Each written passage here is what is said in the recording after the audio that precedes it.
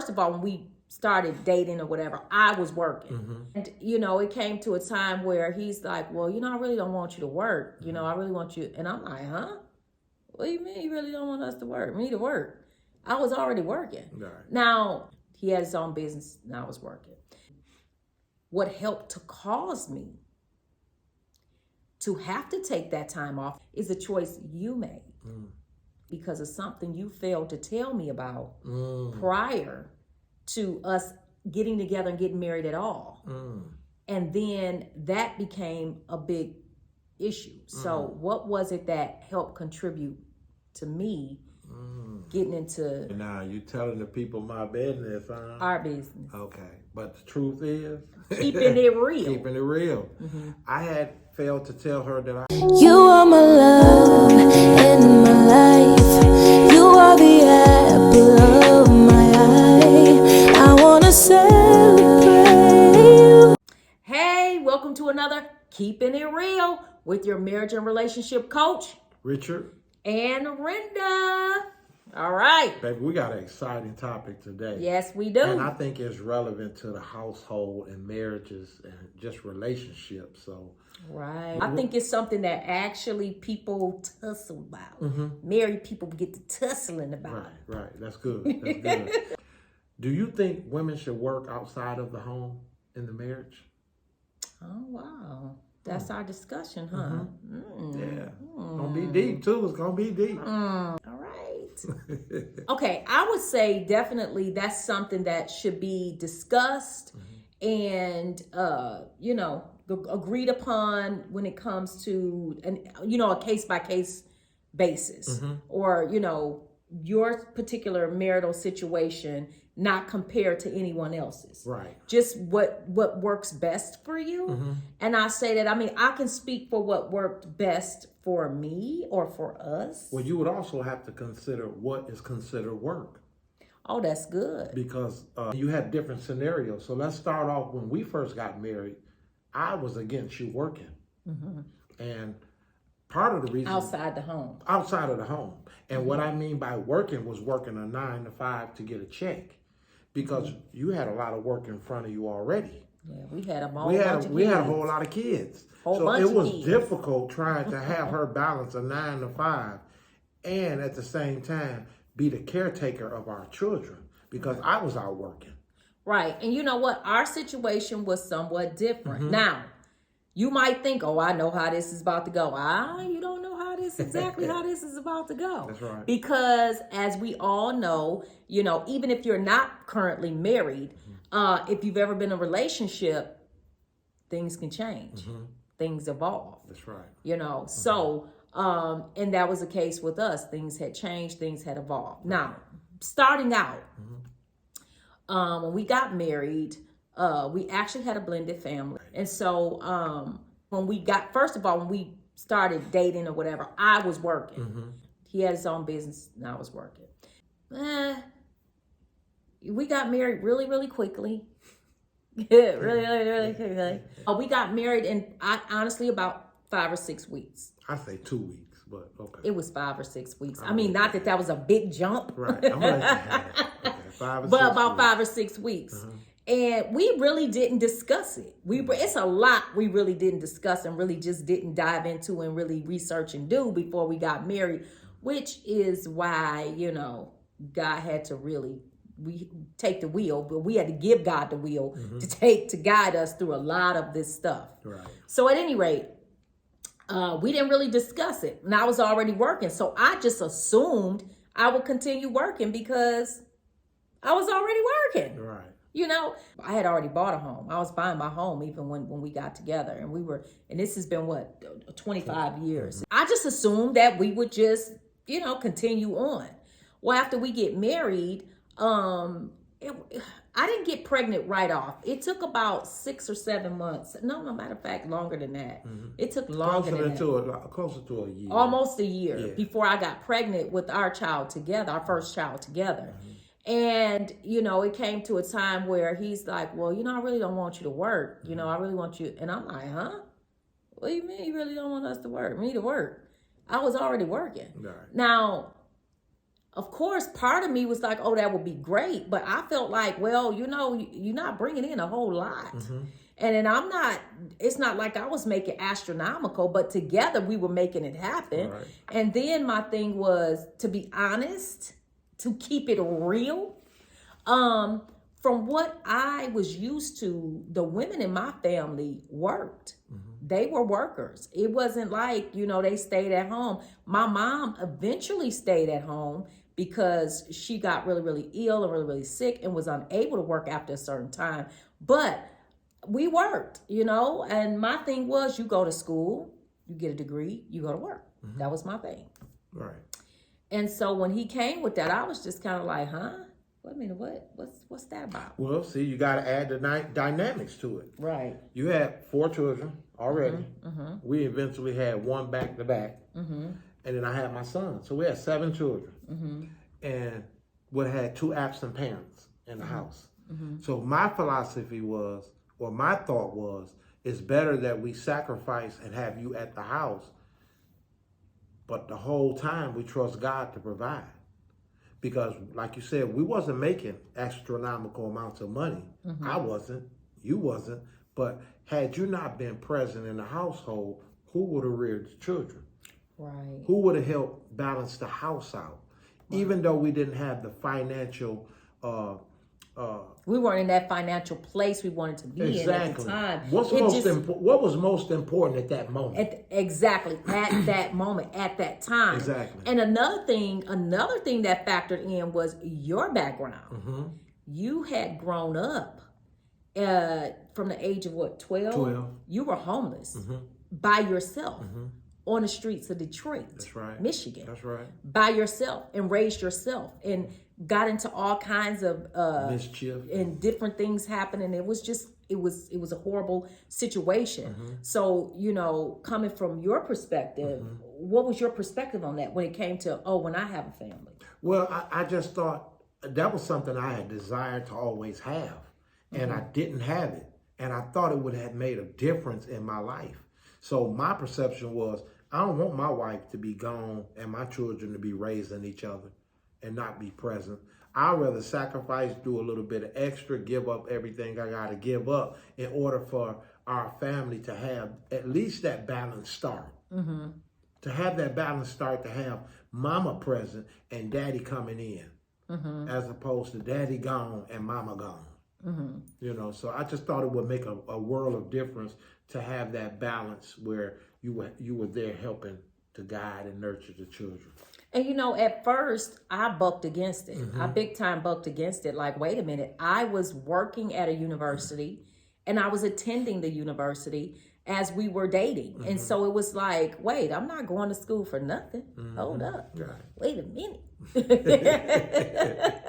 So I pretty much bucked against it. However, things began to happen, events began to happen to where I had no choice but to stay at home during that time. I had to come off work. And so a number of events, some things that, you had a hand in, and some things we didn't have a hand in. And so I have to be honest, but I have to keep it real. I bucked against it. Like, I thought that I was going to have a specific career, and, this is what I want to do, and you just being unreasonable, and, but then it came a time where I didn't have a choice because physically I couldn't work outside the home when I was pregnant with our daughter. Exactly. And that I could, with our first daughter together, rather. And I had to take that time off. Now, what helped to cause me to have to take that time off, where it kind of took me into some preterm labor issues and different things like that, is a choice you made because of something you failed to tell me about prior to us getting together and getting married at all. And then that became a big issue. So what was it that helped contribute to me getting into So you snitching on me now. You telling the people my business, huh? Our business. Okay. But the truth is? Keeping it real. Keeping it real. I had failed to tell her that I had had a battle with drugs. and that I had prior previously to been addicted to drugs, to crack cocaine and marijuana. And I didn't disclose that to her, and then I had a relapse.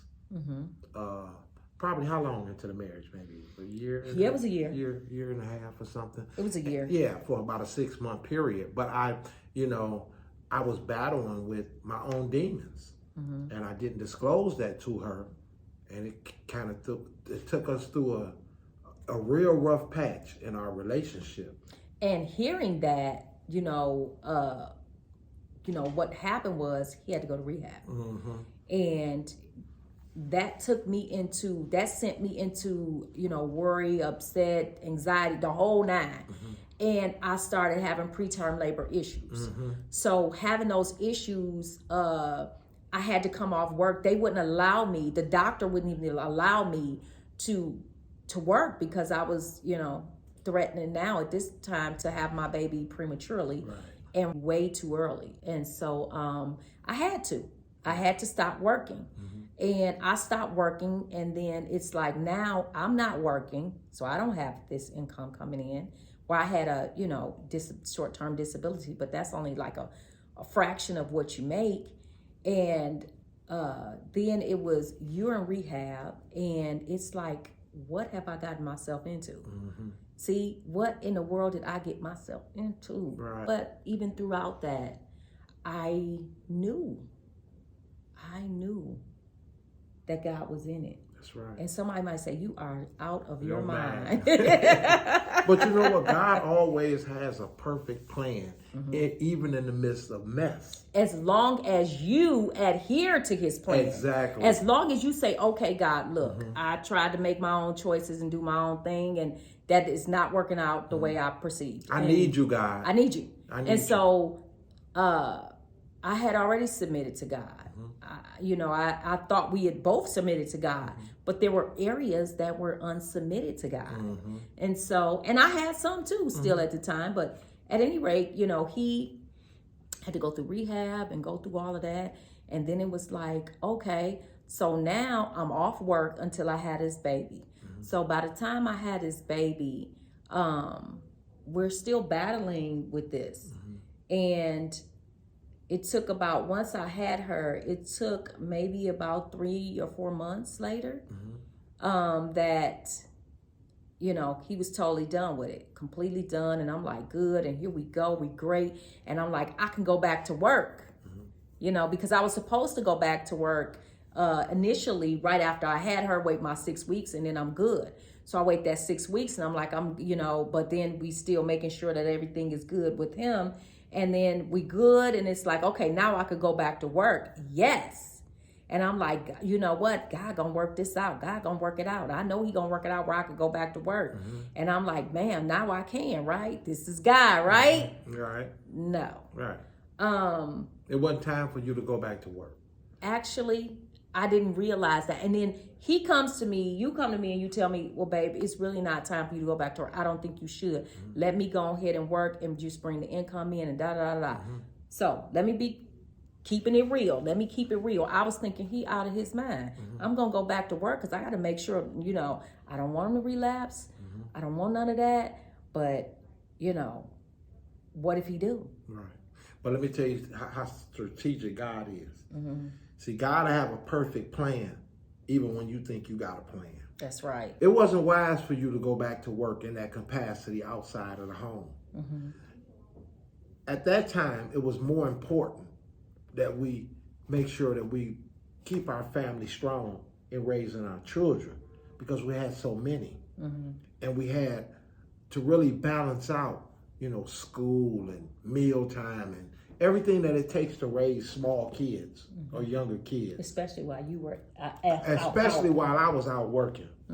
And so I think that was very important during that time. And you know what? It was. But at that time, I still couldn't see that. Because my thought process was, he crazy if he think I'm going to trust him by himself to go out here and make this money, and I ain't got nothing to put to the side. So in case, he relapse, I got to do what I got to do. Exactly. Because I already really wasn't on board with staying in the marriage. And the Lord told me, stay. Trust me and stay. And watch what I do. So what was it about me going through that gave you that clear understanding not to leave? What is it that you heard God say? I'm venting to the Lord, and I'm like, Lord, people are calling me stupid. My family members saying you're stupid. Why would you stay in this? Once a drug addict, always a drug addict, never recover fully, so on and so forth. And in my own experience, I had never known anyone. I only knew a couple people that I knew personally that used drugs, and they never recovered from it, like fully. And so I didn't know anyone like that. So it was like, the enemy was working against me. My mind was working against me. I was working against you. Was working against me. But the Lord said, I want you to stay. He said, stay. I don't care about what they're saying. Are they your God or am I your God? And I'm like, okay, God, you're my God. He said, okay, now I want you to stay. And the specific instructions and strategies I'm going to give you, I want you to do it exactly the way I say. And don't worry, I'll take that desire for that drug, not just out of his mind, but out of his heart. That's right. So he won't want it again. And I'm like, okay, Lord. So I did just what God said. And so I began to see the fruit of the labor of praying and continuing to pray for you and hold you accountable still. Not just say, well, God said it's going to happen. So, just go ahead. Out there, I still had to hold you accountable. You still had to, okay, honey, this is where I am. Right. And, well, you don't trust me? Right. No. Right. I don't trust. Right. It took several, actually it took a few months. It took a few months for me to get to that point where I didn't have to explain where I was going or right. what I was doing or, Well, that trust got rebuilt. Exactly. And so with that being said, it was like, okay, so then after that, I thought, yeah, cool. You know what? I'm good. I can go back to work now. This is great. And then, I'll put a little something to the side in case he relapses and I have to leave him. Right. So, I'm just keeping it real. And so I'm like, okay, so that's going to happen. But, couple of months later, I'm getting ready to go back to work. And you come to me one day and say, honey, I think are you pregnant? And I'm like, nah. I'm like, bruh, I know if I'm pregnant. How you gonna come to me and ask me if I'm pregnant? No, I'm good. Right. And you were like, nah, you pregnant. You was like, baby, I'm telling you, I think you pregnant. You started showing me some of them signs from the first time. I was like, right, and I didn't even notice it myself. And I just, disregarded it and then eventually found out, yeah, I really was pregnant. Right. And I really was devastated that I was pregnant again. Because I was like, you know what? A lot of those issues filtered into why. Or that's not an excuse, but they were also a part of why. One of the, a variable of why you actually relapsed in the first place. Right, because it was, I had already come from having one child to coming into a relationship where now it's 5. But then in a matter of a year or two, it was 7. Back to back to back. And it was like more pressure. And hearing that we was about to have another baby was one of those variables that added to and compounded how I was feeling and what I was dealing with. And it was, at that time, it was real stressful. I mean, seriously, it was so stressful that I had resorted back to what I thought I needed to go through it, to comfort me. But instead of comforting me, it was creating more havoc and destruction. But I knew I had just started my business and my business was starting to grow. And I just trusted God. I said, you know what, God? Because I remember your word. I remember you telling me if I step out in faith, that everything I touch prosper. And not necessarily prosper in the manner that is, as people would think, increase largely, but it'll be sufficient enough to do what we need to do today. Right. And trust God that it'll continue to grow. So I just was at that point. I didn't want you to leave the house and go outside of the house to work. But what I did see, God showed me that you had a creative ability to write.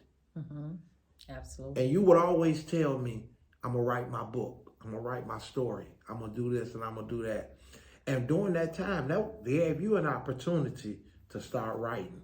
From that day to this day, I see God used you to create through writing. Absolutely. Yeah. Absolutely. It was during that time with the second child. And I remember finding out I'm pregnant, and I'm just like, oh my gosh, Lord, is this going to send him back into a frenzy? And, you know, is this going to, you know, not only he relapse, but our marriage relapse, our relationship relapse, you know, added finances added with you having another kid. Right. And so you stepped it up.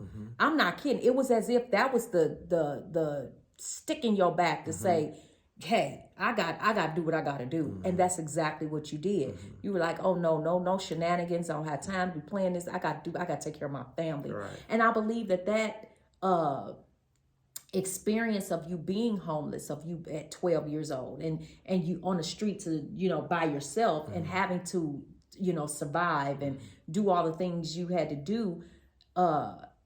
I believe part of that experience was a variable to help you say, to consider, I don't want this for my kids. Exactly. I don't want to end up back in prison and I don't want to end up with leaving my wife and alone with the kids. And I don't want to fail my children. You know, I don't want to fail God. Right. And so you just was like, nope, we got this. I'm going to do this. I got this. You're going to have to stay home. And I was sick from the beginning of that pregnancy. I was not able to go back to work. I threatened having a miscarriage in the beginning, and then I was threatening preterm labor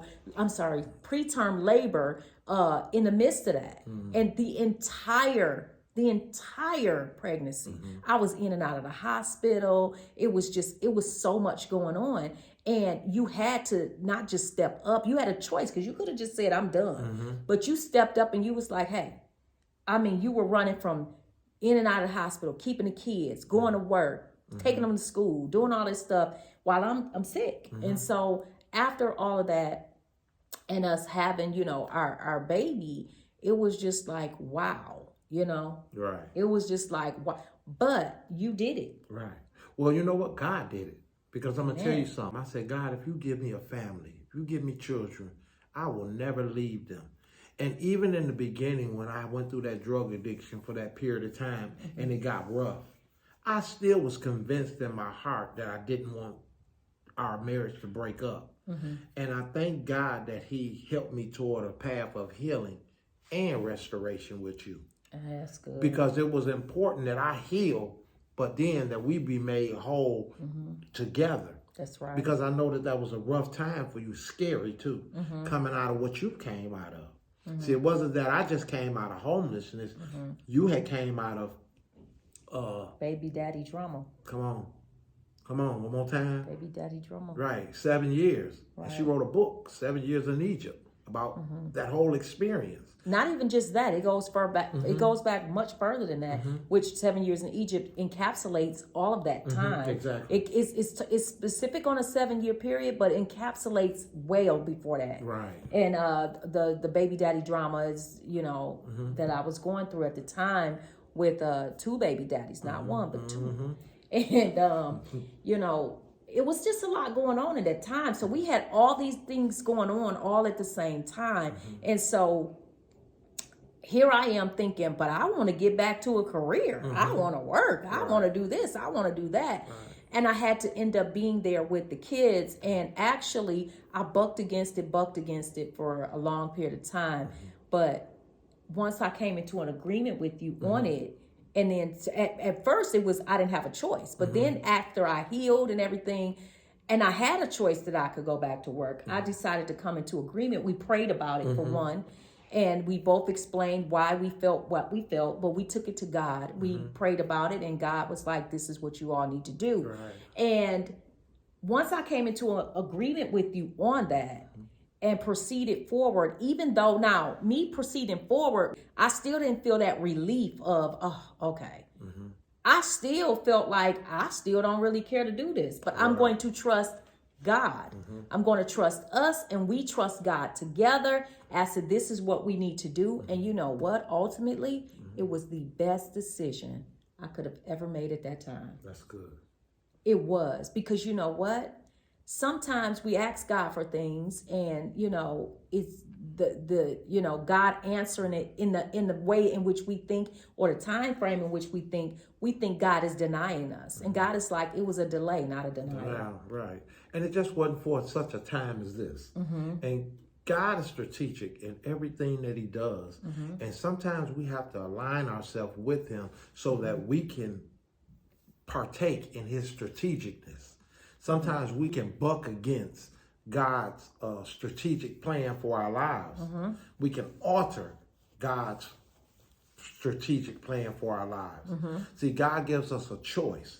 That's right. And we have the choice to say, God, we don't want to be a part of your plan because of our actions. That shows it. But when we align ourselves up to say, God, we surrender, I give it all to you. I need you. I trust you. You know, I'm in this season. I don't know what's going on. I don't know what I'm going to do. But I really need your guidance. He will definitely guide you and lead you through. And what was also very instrumental for us is that we realized not only does God have a plan for us and our marriage and our family, but Satan does too. The devil does too. That's right. And so for me to reject God's plan was for me to accept the enemies simultaneously.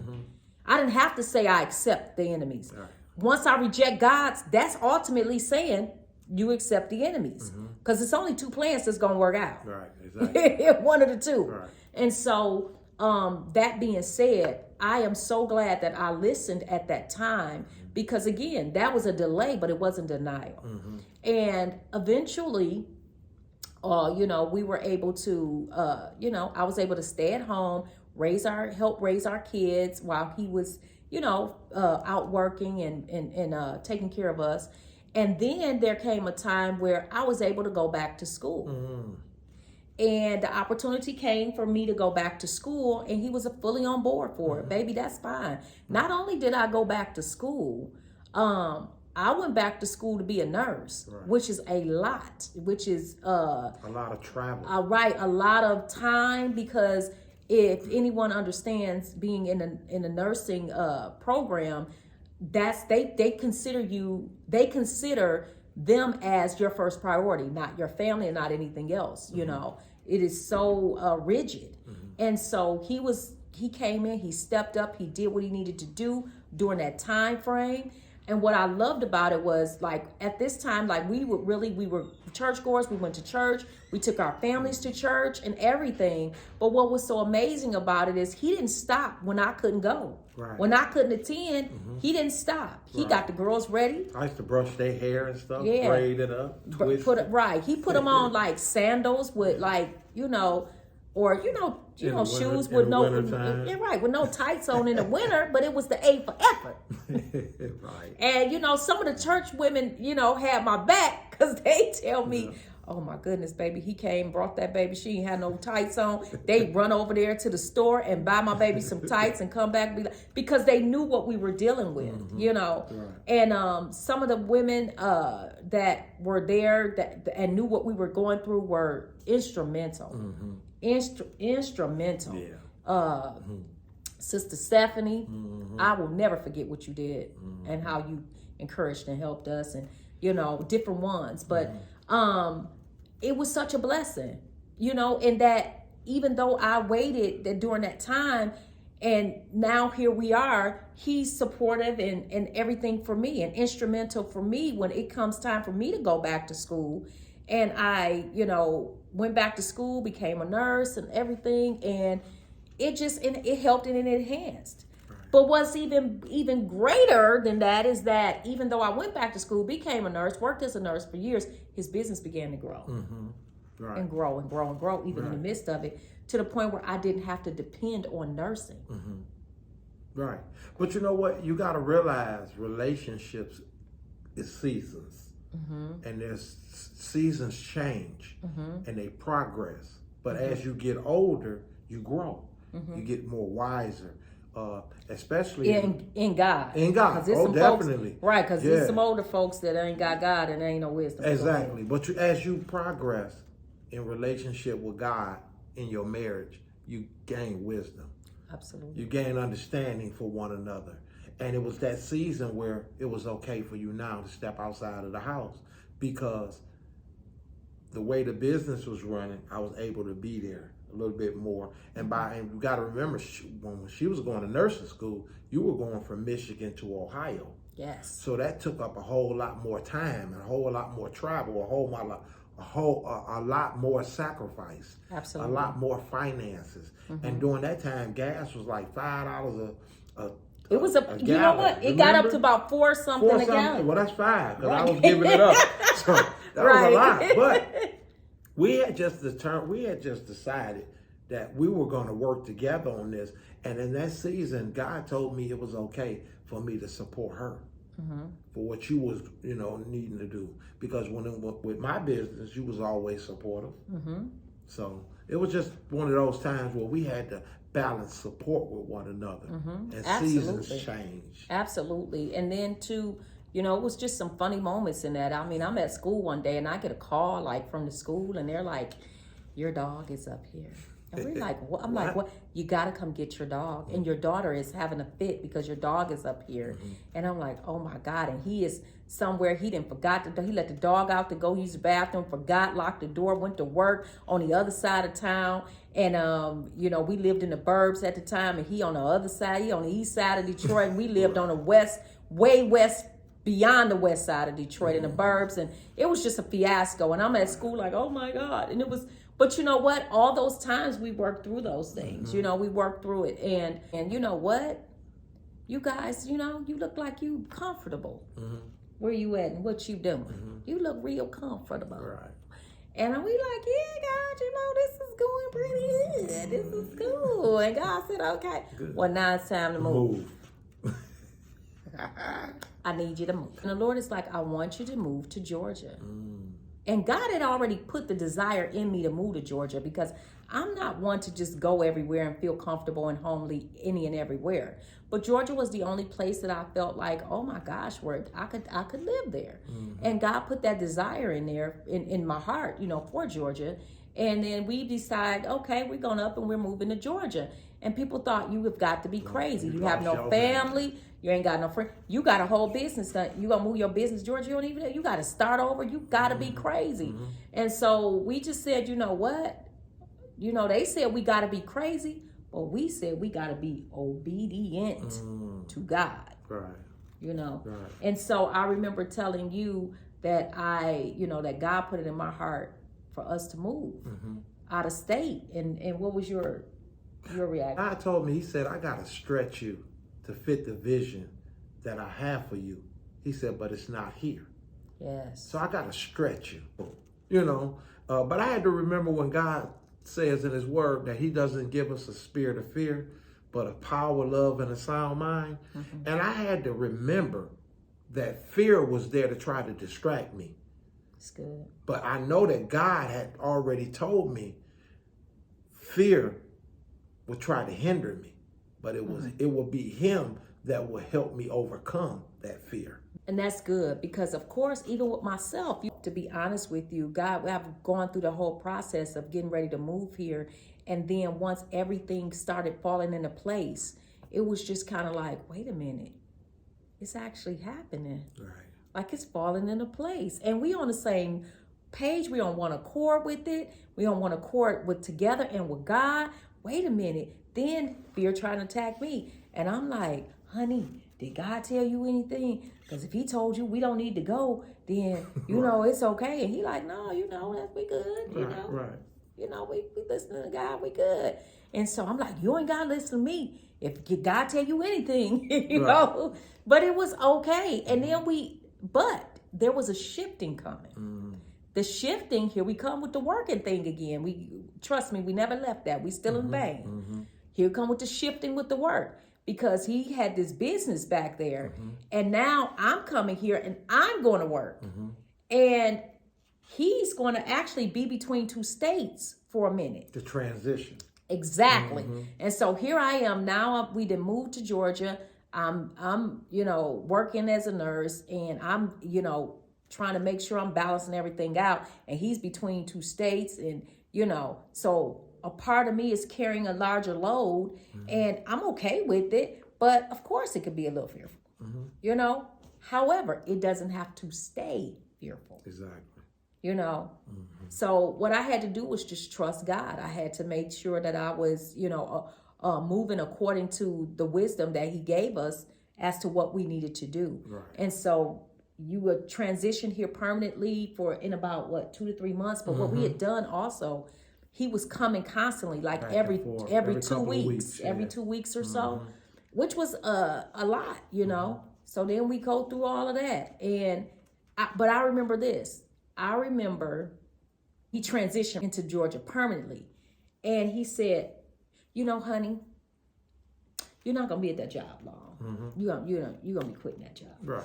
And I was thinking to myself, wait a minute. You just got here permanently. Like, what are you doing? And he had not built his business yet. He had not built his business here yet. I had brought it with me. Well, it was already built. He had brought the business with him in him. He brought it, but he hadn't built it. Okay. And then he says, you know what?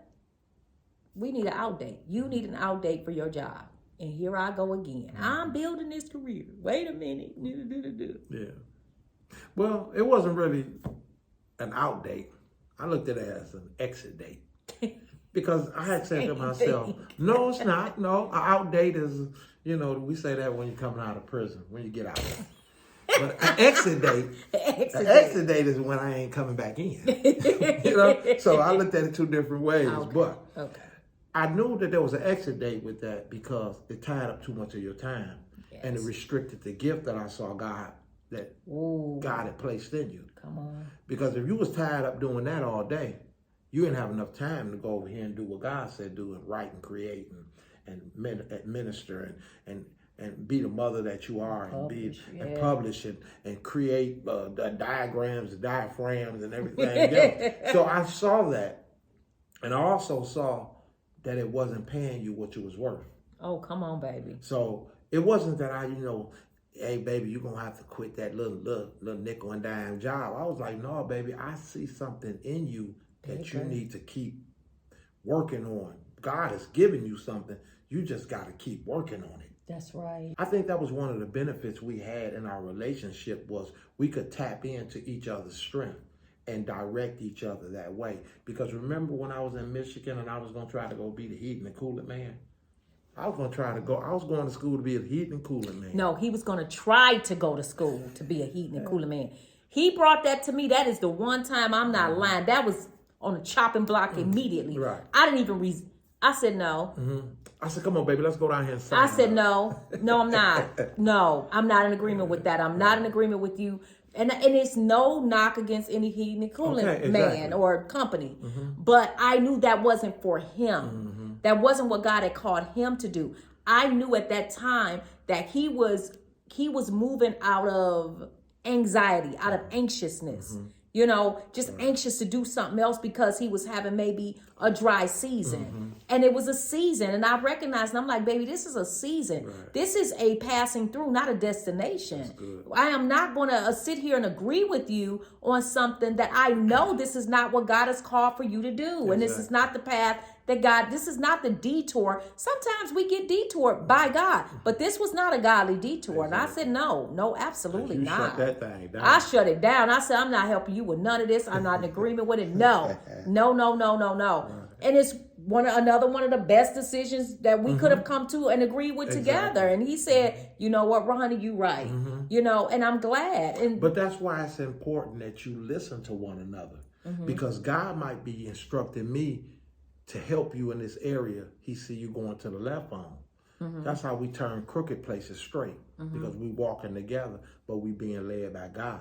And there's times when you have to do the same for me. That's and I think people need to understand that you are accountable for your mate and helping your mate make the right decisions.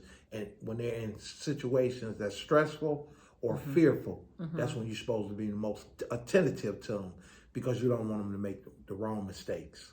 You know what? Decisions. Right, the wrong decision. And you know what? That was good what you said, us walking together. Because the word of God says, how can two walk together except they agree? And that means, that doesn't just mean that I agree with you and you agree with me on something, because we can agree with each other and be wrong. But how can two walk together and we agree with God? How could us two us and God. Unless we agree with God, we can't walk with him. That's good. And unless we agree with God, we can't make the right decisions. We can't make the wise decisions that are necessary for the advancement and the reward of our relationship, of our marriage. And that's not just for us. That's for our children and our children's children. The word of God also says that a righteous man leaves an inheritance for his children. And that's not just a financial inheritance. That's a wisdom inheritance, a wise inheritance of the word of God for his children. That's good. And instructions. That's good. Yeah, I think that's very important. That was powerful what you just said, where leave your children's children an inheritance. And it's not just money. That's right. But it's his presence. It's an avenue for you to have relationship, for you to have salvation, for you to know what God's will is for your life. That is a great inheritance. Right. Because very important. For example, I remember hearing a story about a man who won the lottery. And he won this large multi-million-dollar lottery.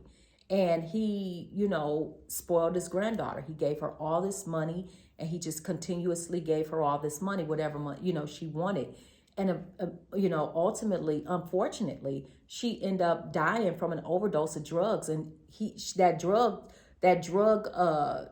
addiction was supported by this money. It was the money that she continuously got from her grandfather, ultimately killed her. So it's not just an inheritance that he was giving her that money, but she also needed an inheritance of wisdom. Right. She also needed an inheritance of wise choices and restraints to say, hey, no, you can't, because this is going to ultimately kill you. Right. And so I think that's very, very important, when it comes to, when it comes to that. And I think it's important in relationship that you notice seasons. And we have to watch each other and be accountable for each other, but under the leadership and guidance of God, because he'll never lead you the wrong way. He'll never direct you to go to the left when you know you're supposed to go to the right. And he'll always cover you as long as your decisions line up with his will. That's good. So it's important in those seasons when you have a family, men especially, to be under the tutorship of God so he can lead you to make the right decisions that will bless your family. That's good. That's actually awesome because, just like with us, God was telling me for that season, no, you don't need to work outside the home. Exactly. It was a delay, but it's not a denial, But had God actually said at one point, it's a complete denial. That's not my will for you to do that at all. It's not a thing of, well, you just trying to hold me back. Women, we have advanced and we're this and it has nothing to do with that. Right. And it has everything to do with the perfect will of God for our lives, for our marriage, for our family. And so I think that's very, very important, is to understand and learn the seasons and how to operate in each season, according to the leadership and the guidance and the counseling of God. Right. And the word of God says, lean not to thine own understanding, but trust in the Lord in all thy ways, and he will direct your path. You have to have a discernment of spirit when it comes to hearing God for your relationship and activating what God tells you to do. That's good. Each of us must remember that, whatever decision we make is going to affect the other person. Exactly. So it can't be a decision that is just made solely contingent upon what's going to be feasible for me. It has to work for us both. Exactly. And our families. Because sometimes we may want to make a decision that could hinder our children, So it just depends. That's what really matters the most. Right. And it gets challenging sometimes, but we just rooting for you. We're cheering for you. We know that you can do it. And if you trust God, God will always lead you the right way. And the best work that you could ever do, whether in the home, outside the home, is work together in unison with God. Amen. Okay? So thanks again for joining us for another Keeping It Real. Don't forget to like, subscribe, share, and hit that notification bell so that way you're updated every time we upload a new video. And thank you for joining our channel. Amen. We thank you for subscribing. Thank you. And we look forward to you joining us again next time for Keeping It Real.